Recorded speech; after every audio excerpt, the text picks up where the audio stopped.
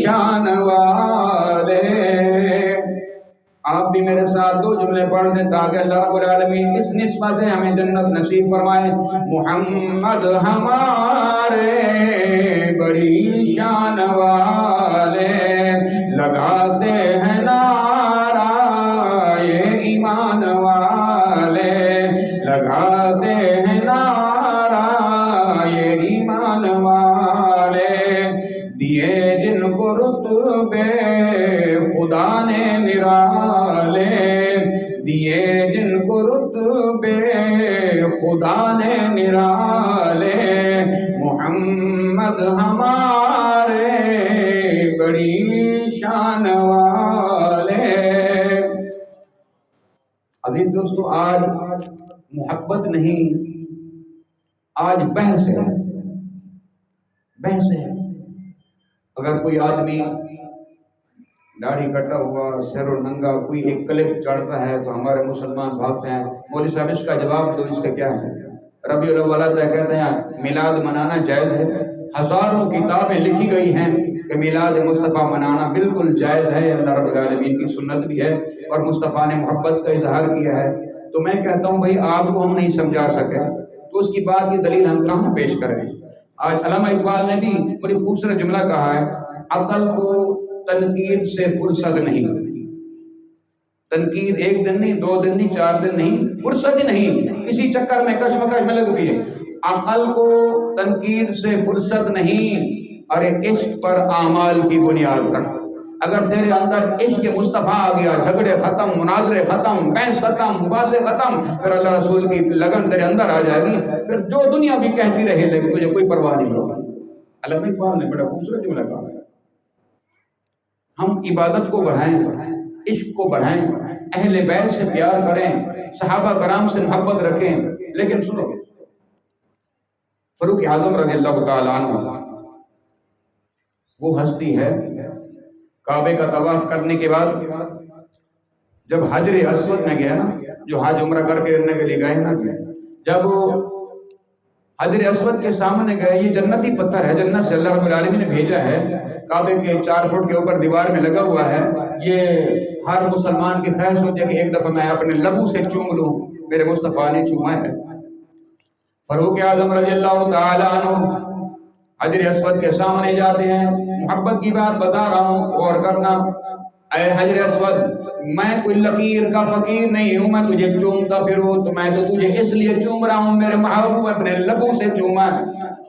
میں اس لیے چوم رہا ہوں، میرے محبوب نے اپنے لبوں سے چوما ہے، میں کوئی لکیر کا فقیر نہیں ہوں. جنت سے آیا ہوا پتھر. اس جملے میں آپ ارشاد فرما رہے ہیں مسجد نبوی ہے. اللہ تعالیٰ مجھے بھی اور آپ کو زیارت نصیب فرمائے.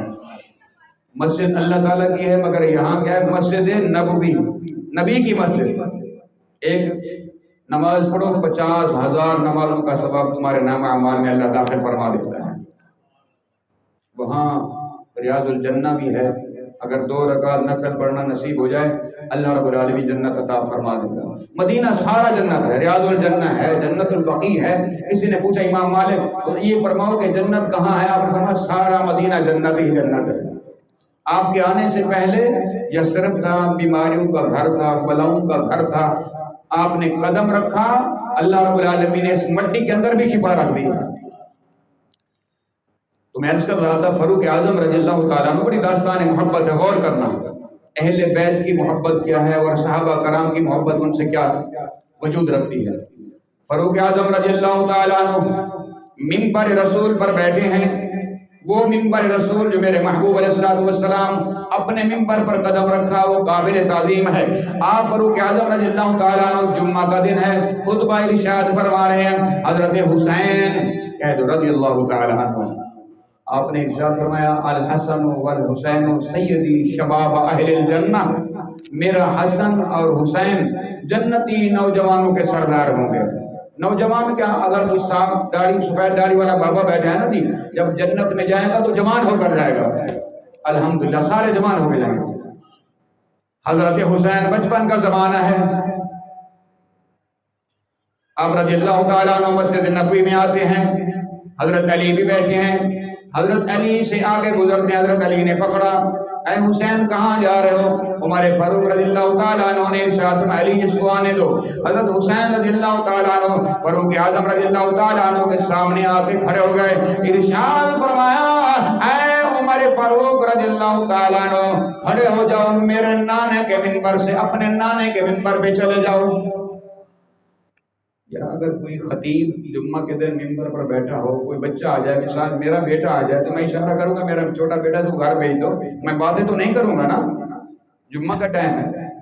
لیکن ایک پہلے بھی آئے تھے جب چھوٹے چھوٹے تھے، حسن اور حسین دونوں آئے، تو عرب کا دستور ہے کہ جبہ لمبا پہنتے ہیں۔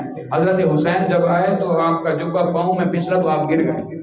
آپ نے اپنے غلام کو بھی کہہ سکتے تھے میرے بیٹے کو اٹھا کر لے آؤ، نواسا ہے، لیکن آپ کو یہ میرا بیٹا ہے، لمحے جگر ہے، کیونکہ آپ کی نسل جو اپنی آپ کی پیاری بیٹی فاطمہ الزہرا سے جاری و ساری ہے قیامت تک۔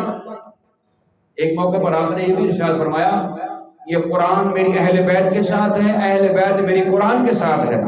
یہ نہیں فرمایا کہ میرا قرآن صحابہ کرام کے ساتھ ہے۔ کیوں؟ اس لیے کہ صحابہ کرام کی زندگی جو ہے 100 سال تک ہے۔ میں سمجھانے کے لیے بیان کر رہا ہوں، صحابہ کرام آپ کے دور سے بعد 100 سال، مثال کے چھوٹا سا بچہ ہے کلمہ پڑھا، اس کی زندگی آخری تقریباً 100 سال، اس کے بعد قبر میں چلے گئے۔ لیکن آپ نے امت کو یہ خبر دیا کہ میرا قرآن اہل بیت کے ساتھ ہے اور اہل بیت میرے قرآن کے ساتھ ہوگی۔ تو جب دیکھا کہ حسین گر گیا ہے، کسی غلام کو نہیں فرمایا، خطبہ چھوڑتے ہوئے، جمعہ کا خطبہ چھوڑتے ممبر کو چھوڑ کر جا کے اپنے بیٹے کو اٹھا کر سامنے بٹھا دیا۔ آپ نے فرمایا انما اموالکم واولادکم فتنہ، اللہ نے سچ فرمایا کہ تمہارا مال، تمہاری اولاد تمہارے لیے آزمائش ہے۔ مجھ سے برداشت نہ ہوا کہ میرا بیٹا گر گیا ہے، میں وہاں اس کو گرے رہنے دوں، لیکن میرے جگر نے برداشت نہیں کیا، میں اس کو اٹھا کے سامنے۔ پھر دوبارہ آپ کا دور چلا گیا، ابو بکر دور چلا گیا، فاروق اعظم کا دور آیا، آپ بڑے سارے تھے، جب سامنے آتے فرماتے فاروق اعظم میرے نانے کے منبر سے کھڑے ہو جاؤ، فاروق اعظم ادب و احترام سے کھڑے ہو گئے۔ یہ بھی کہہ سکتے تھے اے حسین کیا کہہ رہا، میں جمعہ پڑھا رہا ہوں، جب بیٹھ جب بات میں جمعہ پڑھانے کے بعد بات کروں گا، نہیں۔ علی المرتضیٰ بھی کہنے لگے حسین کیا کہہ رہے ہو؟ انہوں نے کہا علی آپ خاموش رہو، میرا اور حسین کا معاملہ ہے، کہہ دو سبحان اللہ، میرا اور آپ حسین کا معاملہ۔ فاروق اعظم رضی اللہ تعالیٰ عنہ امام حسین کے حکم پر کھڑے ہو گئے، فرمایا اپنے نانے کے منبر پر چلے جاؤ۔ فرمایا بیٹا میرے نانے کا تو کوئی منبر نہیں، منبر تو تیرے نانے کا ہے، میں تو